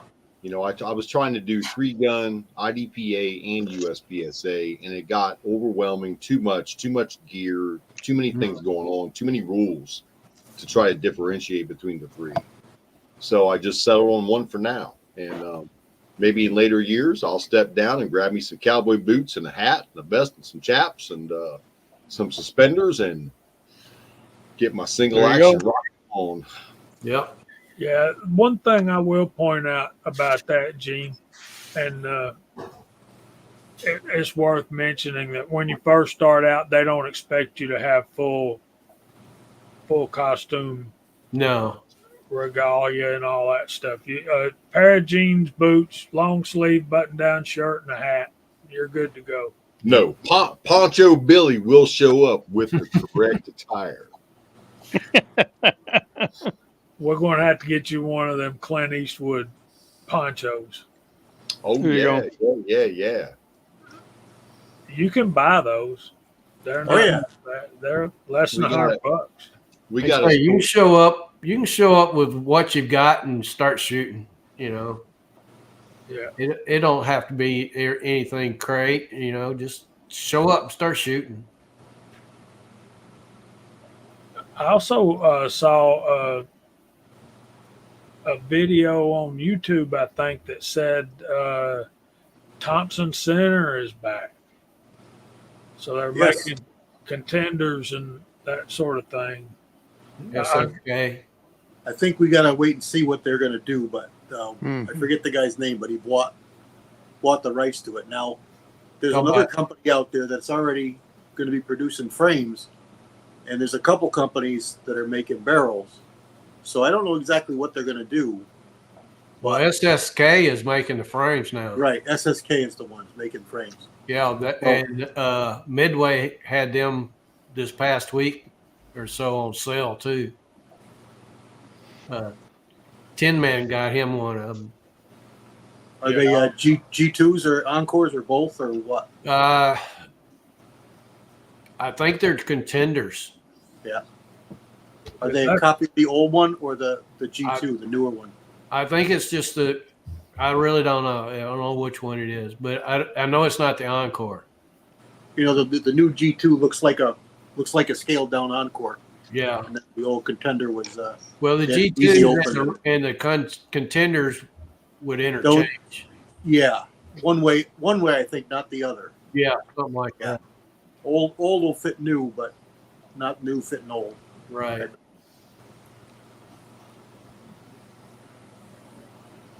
Yeah, they had. I looked it up. They had a 10-inch 357 maximum barrel. I could have gotten it to the door for $230. Oh. Yeah. That was dirt cheap compared to anything that's on the eBay. Well, yeah, they're going through the roof. With that. Oh yeah. It's just. I'd like to get a 14-inch 730, and I won't pay $400 or $500 for a barrel. No, I'm not either. They're I've just been not looking worth it. for something Not worth it to me. 357. I've been looking for something 357, but I ain't paying $400 for a barrel. Just not worth it to me. I didn't pay that much for almost everything I've got in there. I'm still kicking myself. About 2 or 3 years ago at a gun store down in Canton, Cherokee Gun and Pawn, they had a Encore with 2 barrels, and I forget what barrels they were, but they wanted $500 for the whole gun and an extra barrel. That's pretty good. Yeah, I'm still kicking myself for letting that one get by. Midway had the SSK frames for $425, I believe it was. Yeah, there's all kinds of sales going on right now. Now's the time to be looking if you're looking. Yeah, and they'll be over Sunday night. So get them while you can. Get them while they're hot. but I really am. I'm really wanting one of those CZ coach guns. Uh, Six. I got to tell you, I had. I told you about my shotgun, the ATI Road Agent. I had a 16 gauge Stevens 5100, if you know what that is. Yeah, Side I've by seen side. them. And I ordered me a set of barrels off of eBay. And my idea was to take the extra set of barrels and cut them off and turn that into a coach gun as well. So I'd have 16 and a 12. So Did you see how much that CZ coach gun is? They're running no, around 9, ain't they? It's about a third of the price of a limited optics race gun.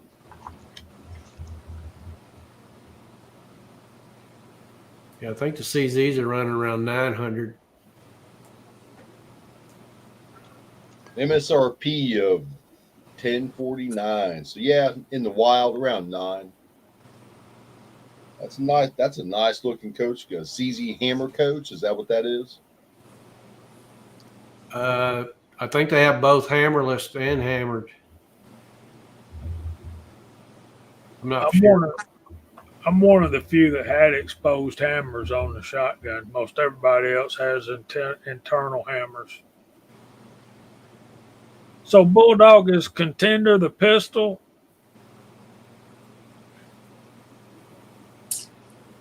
Contender's a pistol, yeah. Yeah. All right, so we probably should start going through the room and clear the deck for Gizzard Gary or Lizard Larry or however you want to refer to them. We have fast chat tonight, man. It was a good I one. gotta say this, but before we start, we missed Hillbilly tonight. Hillbilly had company come in and change his plans. So, Oh, Hillbilly, we love you and we miss you. There ain't nothing you can do about it. Mark Thomas, you want to go first? Sure. What you got coming up this week? Well, I been trying to work on a couple of projects that I've been working on for a long time. Might do a few videos about those. I really would like to get down to the range again. It was an awful lot of fun going to film my Let Freedom Ring videos, and that's on the list. We're going to try to do some fishing, get out on the water a little bit, do some kayaking or canoeing. So just trying to stay active when we can. It's been hot. We had another 95-degree day today, and I think it's going to be the same tomorrow. So we'll just be doing what we can, having fun, and try to make videos when I can of what we do. Very good. Thanks for being here. Thanks Tell for the having me. family. Tell the family we said howdy. Will do. All right. Mr. Walter, what you got coming up this week? Anything fun? yeah, I think so.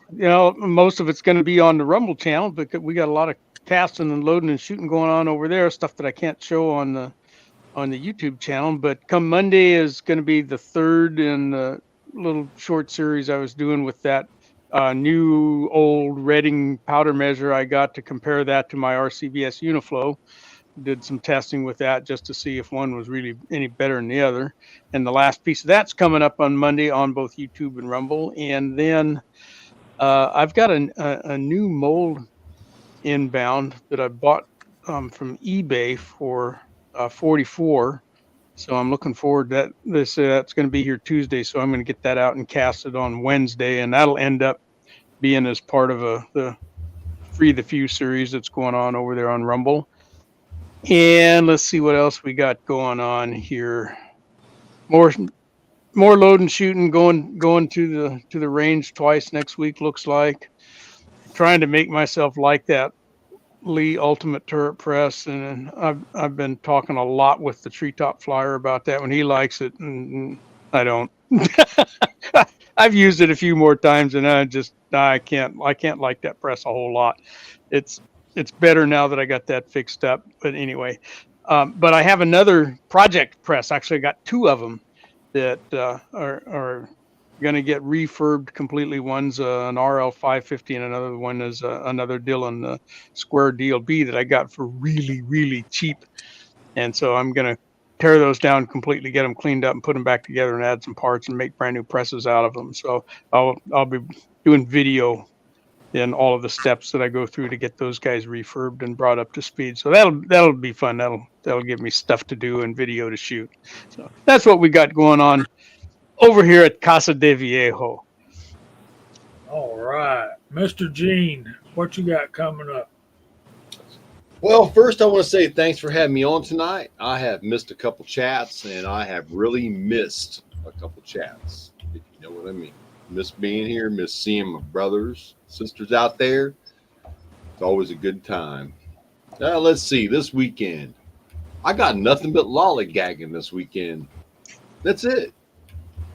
I'm lollygagging. I don't have to make any ammo. Not this weekend, next week. I don't have to be anywhere. I don't have to do anything. So I think me and my recliner are going to have some nice conversations. That's good duty if you can get it. Absolutely. So thanks for having me on tonight. I really appreciate it. Man, that's all I got. That's all I got. Well, very cool. I'm glad you're getting some rest and relaxation, and you are missed when you're not here, brother. I'll put it like that. Six Shooter Texan, thanks for being here, buddy. I enjoyed having you, and as far as I'm concerned, you can come in back anytime you want to, man. Well, appreciate you having me on. I got to say, I'm still a newbie at Cowboy Action Shooting myself. I only do it 3 years now, so I'm still learning too. But had fun.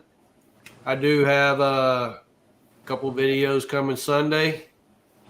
I got one I shot this morning. I haven't edited it yet. Shooting my 22. See, I got some parts. I've got parts in already, and I've got some parts coming. Need to fix my short stroke kick in my 73. I got a new trigger to go in her Marlin. It's an anti-bite trigger. Helps keep you from getting that when you're going so fast. She's done cut her finger I don't know how many times. Oh, my goodness. And she's got a new set of custom-made grips for her pistols. They should be here probably Wednesday. That's cool. So Any fancy wood or horn or anything? they're actually called Magma Tusk. I've got a set of those. Yeah. He's the only person that we could find that's doing bird heads. Yeah, mine's a bird head too. And he did some custom engraving for her on those. Those will be in this week. Cool. Look forward to seeing it. Yeah, And, me too. got to get those on. That's about it for me, though. Very good. He does good work. He does nice grips. Yeah, they were real nice. She talked on. I was emailing back and forth with him, and I said, "I'm done. Here, you email him, and you start talking to him." And she got his phone number, and then started calling him and talking to him. Got it all settled out, and he's already got them. He said they're ready. They'll be in the mail Monday morning. Anybody who sees the ones on mine, they always get compliments. They always want to know where they came from, where'd you get them, what are they, Yeah, Arizona custom grips. They're really nice, and they were reasonable for what they were. Yeah. Hers, were just slick walnut, and they were flipping up on her when she was shooting, and she'd shoot over the target. Yeah. So these have got some good checkering on it. Very cool. I'll have to check them out. Arizona what? Arizona custom grips. Okay. All right. Thanks again for being here, Six. All right. Anytime you want to come on with us, all you got to do is let me know. Whenever you want me on, I'll come on. Don't bother me. I'm usually at home on Fridays. Well, don't say that. I'll put you on the email list, and you'll get a link every week. So I don't bother me. Say I'm going to be out of town next weekend, though. Well, just stay out of trouble and Don't call me. Come get you out of jail. Gonna have to go get me some gas for the generators tomorrow, so in case that storm blows us away here this next couple of days. Very good. Very good. Good job, Gene. Mr. Scotsman, what you got coming up this week? Oh man, hopefully some videos for you guys. So Woo-hoo! I gotta work tomorrow.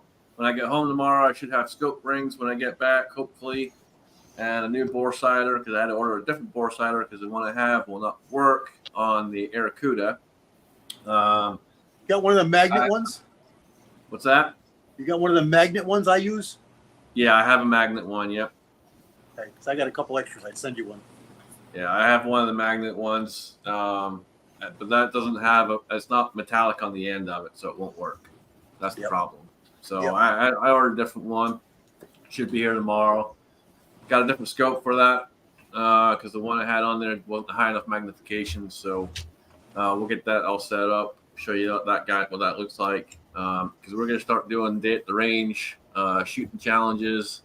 And there's a few other guys out there doing challenges too, No Pro and a few other folks. So I'm going to jump in on some of that stuff once I get that dialed in, trying to figure out what the gun likes. So far, I only have about 100 rounds through it and does not like pellets. It likes the heavier pellets. So we're going to stick with heavy pellets and figure out what it wants to go with. But look forward to that. And I have a couple other things coming up too. But hopefully start getting some more videos out for you. So always good to be here. Great having Six on. And I hope he joins us more often because it's always good to see him. Me too. Me too. Thanks for being here, brother. There's your link to Arizona Custom Grips. Thanks, Gene. That's awesome. All right. What you got coming up, CW? I got a lot of stuff. I made a mention in the beginning. I started a new series. I don't know, a couple weeks ago. I was watching some videos and I ran across some shorts, and I was astounded because they were like tens of thousands of views, and the shorts were of calibers, bullets, cartridges. And I watched 5 or 6 of them, and the guy had all kinds of errors, mistakes in his reporting. And then I ran across one. He was describing a totally different caliber than the bullet he was holding in his hands. And there was about 10 comments in his comment section that said, "Hey fella, you're talking, you got the wrong audio with the wrong video, or something's going on here. That's not even the same cartridge." And then I found another one that was wrong minorly, and I found another one that was seriously wrong. I mean, completely, totally wrong. And I said to myself, a lot of guys do videos on YouTube, and they say, "Look, I'm brand new at this, so let's do this together." And I think that's great. I think that's awesome. You watch a video, and the guy doesn't know anything, but he told you he doesn't know anything, and it's just an entertainment video. I love those. But when you got guys that come on and talk to you like they know exactly what they're doing, this is how you're supposed to do it, and they ain't never done it themselves. It just makes me scratch my head. So I said, "Hey, I've got a lot of stupid knowledge in my head about bullets and guns and everything. Why don't I do some of these and see how they do? Not as a replacement, not as, an only thing, but as an also." So every other day, I'm doing a video on a cartridge, and I'm going to post these at night. Most of my videos I start 6 o'clock in the morning. I'm going to post these at like 8 or 9 o'clock at night, and just shorts. And I've got them right now set out to the end of July. I did a whole bunch of them today. So I think it's going to go good. It kind of reminds me of Gene when I was doing them today. What's Hot Pot got, because it's similar. I only got 60 seconds. So, I got to cram the most pertinent information I think that people would want to know. So but it's fun, and I can run through them really quick. So I'm hitting the ones that are a little more obscure and that I know off the top of my head without having to research anything. But I did one that I had to research a little bit today. It was an old rimfire.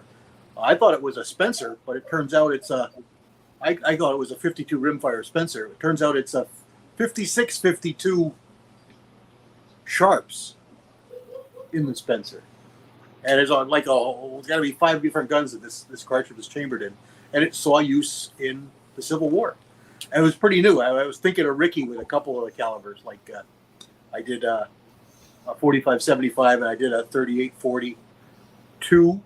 I did a 45-82. Probably you maybe even never heard about some of these cartridges, but they're pretty neat, and they got a lot of history, especially with us in America. So I think it's great, and I'm getting a lot of views on the couple that posted so far. I did a 401 Winchester that posted last night, I think. Yeah, that was that one is like, wow, that's comparing it to that 400 Legend. You're just like, Yeah. wow, okay. That's got like 1,000 views overnight. So, it's pretty good. It's going pretty good. So I like that. And I got a couple more videos done this past week. I think I did 4 or 5 videos this week. So a lot of different things going on. I'm jumping around a little bit, but I'm trying to follow up on stuff that I got started and finish it up. Like I got to finish up my 6.5 stuff. I pretty much finished it, but I haven't found a good load to say it's all right. It's done. Here's a good load. So I got to do that. I finished up the 3006 series. I got a good load, and I sighted that in. I started on 35 Whalen, which I don't think you've seen any yet, but I'm about 3 videos in on that. And I had a problem. It's gonna make a good video. It's gonna be long, so I had to break it into 2. But nobody got hurt, nothing like that. But it's something that can happen, and I made it a learning moment. Thinking of Preacher Man when I did it with his teaching moments videos.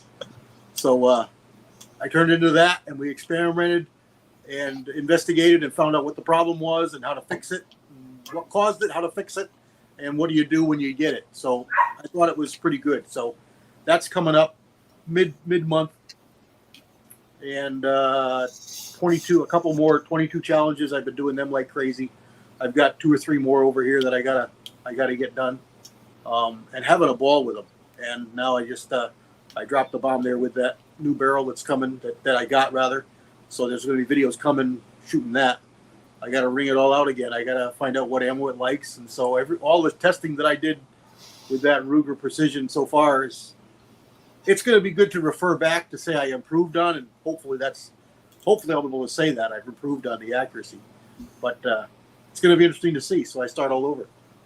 So it's going to be a lot of fun stuff coming up. Very cool. Guys, thanks for joining us. I appreciate all you guys on the panel. We all appreciate all you guys in the side chat.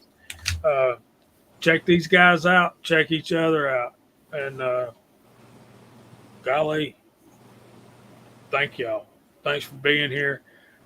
We hope the Lord blesses y'all real good. And if he's willing, we'll see you next Friday night at 8 o'clock. Say good night, y'all.